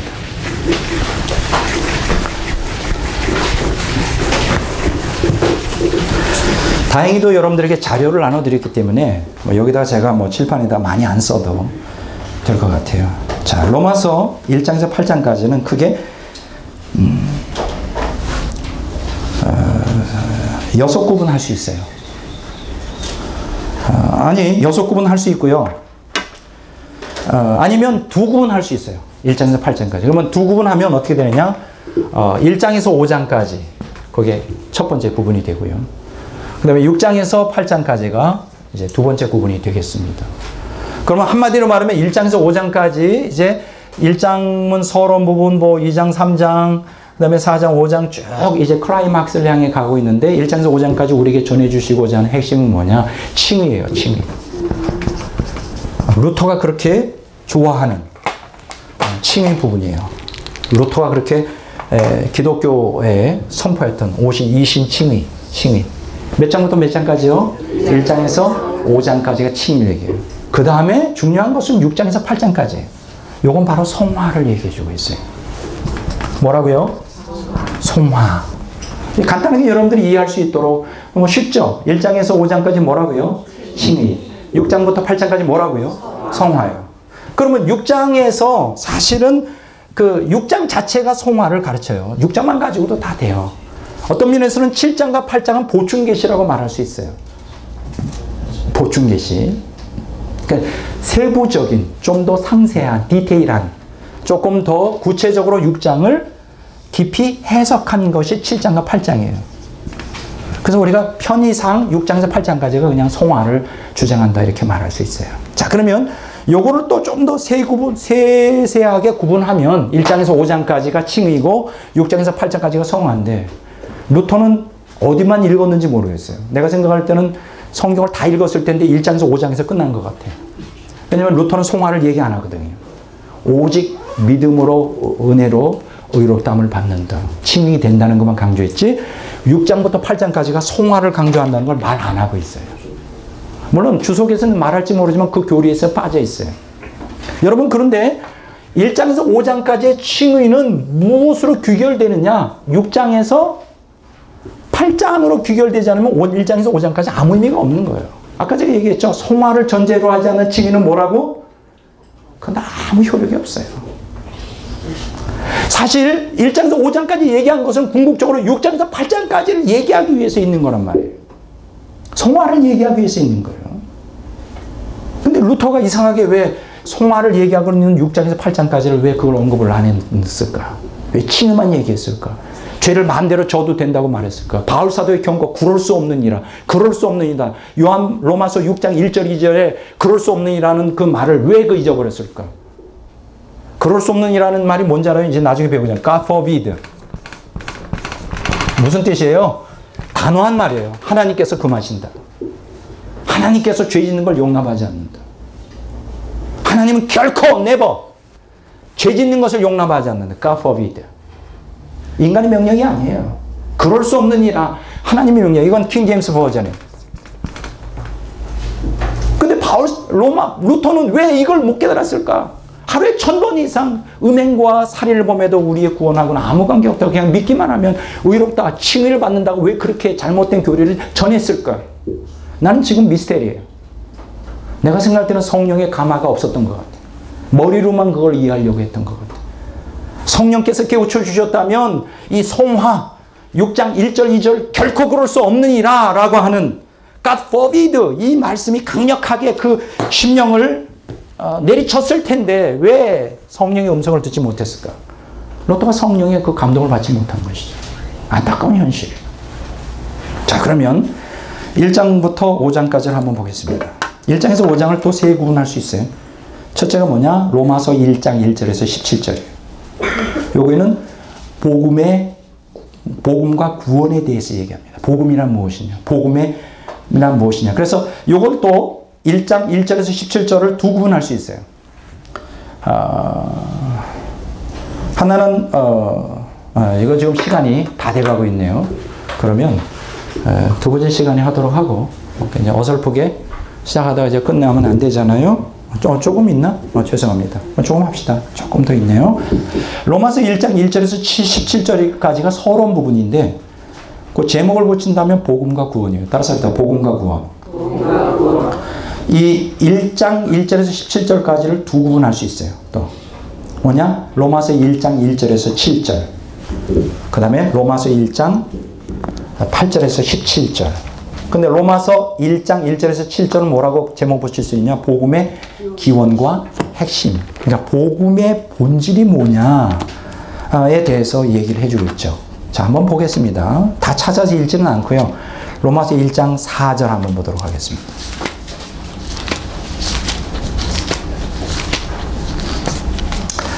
자, 1장 1절에서 7절에 그 요절 말씀이에요. 로마서 1장 4절. 다 같이 읽겠습니다. 성결의 영으로는 죽은 자들 가운데서 부활하사 능력으로 하나님의 아들로 선포되셨으니 곧 우리 주 예수 그리스도시니라. 자, 여기 보면 복음의 핵심이 나와 있어요. 본질이 무엇인지. 하나님의 아들 주 예수 그리스도. 이거는 삼위일체 구도 속에서의 구속주로서의 역할을 얘기하죠. 하나님의 아들이라는 건 뭐예요? 성부, 성자, 성령 삼위일체로 내에 있어서의 그 칭호죠. 칭호. 성부, 성자는 아들이라고 그러잖아요. 성부의 아들. 그 다음에 그리스도는 뭡니까? 이거는 구속사에 있어서의 그 직분을 얘기하는 거죠. 직분. 그러면 그리스도라는 게 뭡니까? 주 예수가 결합된 게 그리스도예요. 주는 뭐예요? 하나님이죠. 쿠리오스, 헬라어로 쿠리오스라고 하는데 이거는 구약 성경의 아도나이의 번역어고 아도나이는 여호와의 대용어죠. 그러니까 주라고 하는 것은 하나님을 의미하는 거예요. 예수는 뭐예요? 나사렛 예수, 인성을 얘기하죠. 인간 예수. 그러니까 하나님이 이 땅에 육신을 입고 오셨잖아요. 그래서 주 예수는 거예요. 그러니까 100% 하나님이면서 100% 인간에게 붙여지는 구속주의 이름이 그리스도예요. 직분. 그리고 삼위일체론을 통하여 삼위일체 속에서 그리스도로서 하나님이면서 인간으로서의 그리스도의 직책이 인간을 구원하는데 사용하기 때문에 이제 하나님의 아들이라고 이렇게 불리는 거예요. 그래서 로마서 1장 4절은 너무나 중요한 내용을 포함하고 있어요. 그러면 하나님의 아들이라고 하는 것이 어떻게 증명이 됐을까요? 예수님이 죽은 자 가운데서 부활하심으로. 여러분, 기독교에서 부활 사건은 너무나 중요한 거예요. 예수님이 하나님이면서 인간이라는 것을 입증해 주는. 우리가 그 역사적 예수, 2000년 전에 이 땅에 살아가신 역사적 예수. 그리고 우리가 신앙을 대상으로서의 신앙의 그리스도. 예수님이 하나님이면서 참된 인간으로서 우리에게 구속주가 되신다는 이러한 신앙 고백, 이것에 근거를 두는 게 바로 예수 그리스도의 부활 사건이에요. 예수님 부활하지 않았다면 여러분, 예수님 부활했다는 건 뭐예요? 단순한 인간이 아니었다는 것이죠. 인간이었던 예수님, 그분은 하나님이었다는 걸 입증해 주는 게 예수님의 부활 사건이에요. 역사적 부활 사건이죠. 그래서 여기 보면 부활하사 능력으로 하나님의 아들로 선포되셨다. 선포되었다는 건 뭐냐? 인정받았다는 거예요. 이 가장 중요한 복음에 있어서 복음의 기초 중에 기초를 로마서 1장 4절에 말해주는데 여기서 우리의 시선을 끄는 또 한 구절이 있어요. 성결의 영으로는 이라는 뜻이 있어요. 여기서 성결의 영이라는 걸 이제 주석에 보니까 신적인 거룩함을 소유하고 있는 영혼이다, 이런 뜻이에요. 이 성결의 영과 대비되는 게 바로 그 3절에 있어요. 그 아들에 관하여 말하면 육신으로는 다해서 혈통을 나셨고. 그러니까 육신으로는 하는 것과 성결의 영으로는 하는 것이 대비되고 있어요. 이게 육과 영이 대비되고 있어요. 두 가지 다 인정해야 되는데, 인성과 신성을 인정해야 되는데, 예수님이 신성을 말할 때 여기서 강조를 하는 것은 성결이에요. 그래서 성결. 그러니까 여기서 이미 성결의 영이라고 하는 거, 예수님이 신적인 성결, 거룩함을 가지고 있는 그 구속주라고 하는 것, 그걸 통하여 우리를 구원하려고 한다는 것이, 여기서 성결의 영이라는 것에서 우리에게 뭘 말해주고 있느냐. 아까 로마서 8장 28절에서 30절에 있는 것처럼 그 구원의 순서가 궁극적인 목적이 뭐라고요? 아들의 형상을 본받기. 그러면 아들의 형상을 본받는다는 게 뭐냐? 바로 성결의 영으로서 예수 그리스도를 본받는 거예요. 여기서 성결의 영이라는 게 뭐예요? 바로 거룩이에요. 거룩이에요. 성결과 거룩은 동의어죠. 그러니까 여기서 이미 로마서 1장 4절 성결의 영으로는 이라고 말할 때 이미 이 초장에서 로마서에서 우리에게 제시하고자 하는 구원이 무엇인지를 이미 다 예시해 주고 있어요. 물론 그리스도 형상을 본받는 성결의 영으로서 예수 그리스도를 본받는 삶을 사는 것이 믿음과 구원의 핵심이라는 거예요. 복음의 핵심이라는 거예요. 거룩을 지향해야 돼요. 우리를 거룩하게 하기 위해서 예수님이 죽으신 거예요. 그러니까 거룩을 지향하지 않은, 성화를 지향하지 않은 칭의만 강조한다. 이거는 잘못 가르치는 거예요. 성화가 전제되지 않은 칭의, 이건 잘못 가르치는 거예요. 죄 회개를 전제하지 않은 칭의, 중생, 이건 잘못된 거예요. 중생을 강조하지 않는 칭의, 이것도 잘못된 거예요. 결코 우리에게 인간이 복음이나 구원에 있어서 성화의 부분을 피할 수가 없어요. 성화라는 것을 제거하고 구원을 생각할 수 없고 복음을 생각할 수 없다는 얘기예요. 이해가 되시죠? 자, 그러면 로마서 1장 1절에 7절에 복음의 기원과 핵심에 대해서 이렇게 쭉 얘기를 하고 있어요. 성결의 영이라는 것은 신적 거룩함을 소유한 분이고, 그 신적 거룩함을 우리에게 그리스도의 속죄와 구속사역을 통해 우리에게 전해주고자 하는, 인식시키고 주고자 하는 예수 그리스도의 그 갈망이 이 구절에 나와 있고, 로마서 1장 8절에서 17절까지 보면 복음의 능력과 효과에 대해서 얘기해 주겠어요. 자, 그 중에 로마서 1장 16절이 요절 말씀이 한번 읽어보도록 하겠습니다. 자, 로마서 1장 16절, 17절 두 절 읽겠습니다. 내가 복음을 부끄러워하지 아니하노니 이 복음은 모든 믿는 자에게 구원을 주시는 하나님의 능력이 됩니다. 먼저는 유대인에게요 그리고 헬라인에게로다. 복음에는 하나님의 의가 나타나서 믿음으로 믿음에 이르게 하나니 기록된 바 오직 의는 믿음으로 말미암아 살리라 함과 같으니라. 너무 좋습니다. 아까 그 서론 부분에서 요한 로마서 1장 4절의 성결의 영으로는 거기서 그냥 한번 그냥 그 활화산이 팍 터지는 느낌을 이제 제 묘사예요. 뭐 성경에 그렇게 나와 있다는 게 제가 영적인 느낌을 이렇게 팍 터지는 게 보이는 거예요. 그렇다고 실제로 보이는 건 아니고, 또 백 목사가 뭘 보나 성경 읽을 때 그렇게 오해하지 마시고. 두 번째로 여기서 결정타가 딱 나오죠. 그게 바로 로마서 1장 1절에서 7절은 그 복음의 본질에 대해서 얘기하고, 뭐 로마서 1장 8절에 17절은 복음의 적용에 대하여 얘기를 하는데, 그 핵심이 로마서 1장 16절 17절에 보세요. 복음은 믿는 자에게 뭘 준다고요? 구원을 줘요. 야, 복음은 믿는 자에게 뭘 줘요? 구원을 줘요. 네, 여러분, 오늘 기독교인들이 구원에 대해서 너무 귀를 많이 닳도록 들었어요. 오히려 많이 듣다 보니까 구원이 도대체 뭔지를 잘 모르게 됐어요. 예수 믿으면 구원받아. 그 구원이 도대체 뭘까요? 여러분, 구원이라고 하는 것은 사망으로부터 생명으로 옮겨지는 거예요. 구원이라는 것은 죄에서 거룩으로 옮겨지는 과정이에요. 구원이라는 것은 사탄의 권세에서 하나님께로 돌아가는 거예요. 구원이라는 어둠에서 빛으로 가는 거예요. 구원, 성경에서 말하는 구원은, 그래서 여기 뭐라요? 구원은 믿는 자를 어떻게 해요? 구원하시는 하나님의 능력이라고 그랬어요. 정말 우리가 구원받았다면 구원받은 증거가 나타나야 된다. 어둠에서 빛으로 사탄의 권세에서 하나님께로 그랬죠. 그 증거가 보여줘야 된다는 거예요. 삶을 통하여, 말과 행동을 통하여 증거가 보여줘야 되는데, 많은 기독교인들이 증거가 없어. 그건 뭐예요? 가짜 구원을 받은 거죠. 복음은 믿는 자를 구원하는 뭐라고요? 하나님의 능력이에요. 능력으로 역사가 돼야 돼요. 능력을 우리가 경험해야 된다는 거예요. 우리가 성령의 능력만 능력이 아니에요. 그 자꾸만 은사적인 측면만 능력이라고 그러는데 그거 아니에요. 성령의 능력이 가장 강하게 나타나는 것은 바로 구원을 통해 나타나는 거예요. 가장 강력한 역사는 뭐냐? 성령이 이 성화 가운데 능력으로 역사할 때. 그게 가장 강력한 능력인 거예요. 자, 그런데 하나님의 능력이 나타나는데 이 17절에 보면 복음에는 하나님의 의가 나타난다는 거예요. 왜 복음이 하나님의 능력이고 그 구원하는 능력이 될까요? 그 복음 안에 딱 이렇게 까보면 그 안에 아주 중요한 달콤한 부분인데 그게 바로 하나님의 의예요. 복음을 믿음으로 하나님의 의를 우리가 얻게 돼요. 근데 여기서 하나님의 의, 따라서 합시다. 하나님의 의. 여기서 하나님의 의라는 건 단지 칭의만 얘기하는 게 아니에요. 의롭다고 여겨지는 것만 아니라 의롭게 되는 거예요. 성화를 얘기하는 거예요.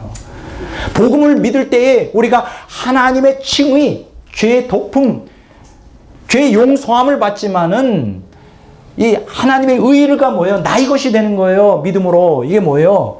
그 죄 덮음만이 아니라 죄 제거, 죄 용서만이 아니라 죄에서 해방. 예? 그것까지를 우리가 해서 신의 성품, 하나님의 아들의 성결의 영이신 예수 그리스도를 본받아 거룩한 신적인 속성에 참여하는 하나님의 아들의 형상을 본받는 예수님을 닮은 사람. 여러분, 우리가 예수님 닮으면 얼마나 대단할까? 예수님이 어떤 분이에요? 하나님이시잖아요. 인간이 육신을 입고 오신 하나님이시잖아요. 그분을 닮아가는 거예요. 하나님의 의가 그 속에 복음 안에 있어요. 그래서 그것이 우리를 구원하는 능력이에요.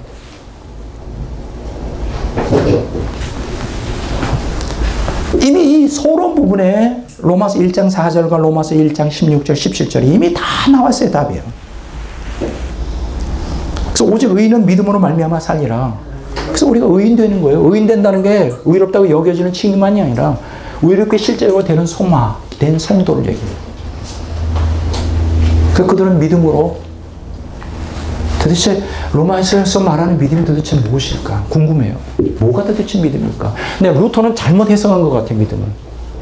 이 개념적인 관념론적 믿음을 갖고 있는 것 같아요. 성경 그렇게 가르치고 있지 않죠. 자, 이제 구체적인 내용은 이제 두 번째 시간에 이제 하도록, 첫 시간에 이렇게 끝내도록 하고요. 자, 시를 읽고 첫 시간을 마무리 짓도록 이렇게 하겠습니다.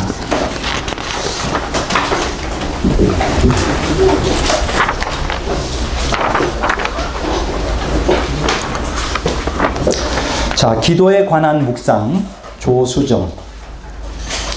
가장 성숙한 기도는 십자가에 나를 못 박는 기도입니다. 가장 행복한 기도는 주님의 품 안으로 들어가는 기도입니다. 가장 현명한 기도는 말씀을 붙잡는 기도입니다. 가장 고귀한 기도는 주님을 묵상하며 본받는 기도입니다. 가장 풍성한 기도는 남을 위해 우는 기도입니다. 가장 능력 있는 기도는 용서와 사랑 속에 축복하는 기도입니다. 기도에 성공한 자는 인생에 성공한 자입니다. 기도가 깊어지는 만큼 아름다운 인생을 살아갈 수 있습니다. 기도에 집중하는 사람만이 자신의 의지를 이길 수 있습니다. 기도의 투쟁 속에 승리한 자만이 생활의 전쟁에서 승리할 수 있습니다. 가장 아름다운 순교는 기도로 십자가를 지는 일입니다. 가장 향기로운 여우는 기도를 쌓아두고 떠나는 사람입니다. 실수가 없는 사람은 기도로 마무리를 짓는 사람입니다. 세상에 감당할 수 없는 자는 마지막 임종까지 기도를 올리는 사람입니다. 기도는 내 일을 버리고 주님의 일에 동참하는 일입니다. 내가 앞장서지 아니하고 주님이 하시도록 순종하는 행위입니다. 행함이 따르지 않는 기도는 죽은 기도입니다. 자기 중심으로 부르짖는 기도는 마귀에게 길을 내어주는 일입니다. 기도의 시작은 있으나 끝은 없습니다. 기도의 진행은 있으나 완성은 없습니다. 오랜 시간이 지나고서 알게 되었습니다. 무엇을 이루는 것보다 기도 자체를 주님은 더 원하심을, 가장 큰 기도 응답은 바로 주님 자신이라는 것을. 아멘. 기도하겠습니다. 하나님 아버지 감사합니다. 우리로 하여금 성경적 신앙, 믿음을 통하여 성경적 구원이 무엇인지를 확실하게 깨닫고 경험할 수 있도록 역사하여 주시옵소서. 로마서에 게시된 구속사의 이러한 아름다움, 또 구속사적 관점으로 해석한 성령론을 우리가 배워가는 과정 가운데 균형 있게 성령론을 정립하고 성령을 날마다 생명으로 체험하는 우리 사역자 되게 하여 주시옵소서. 감사를 드리며 예수 그리스도의 이름으로 기도를 드립니다. 아멘. 감사합니다.